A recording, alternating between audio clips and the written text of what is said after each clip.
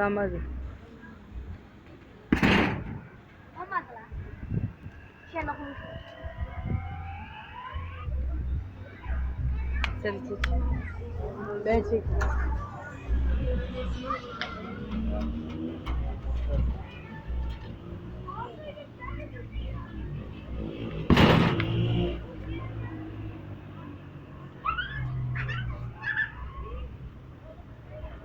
Aa olmadı. Bir daha vuracağım ben delirdim oğlum. Yok. Bir daha vur bir daha. Hayır, Tamam, Annene tut. Allah bilir daha. Yok oğlum ben ya horoz vuracağım ama. Hadi Ben tut. vurayım ben. İlk önce sen, sonra ben.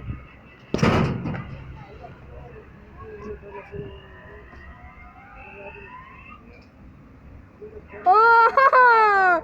Tamam, tut sıra bende. Tut. Dur param istiyorum.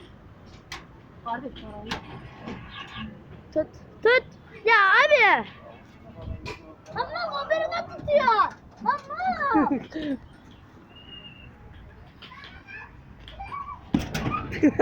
Şey, olmadı.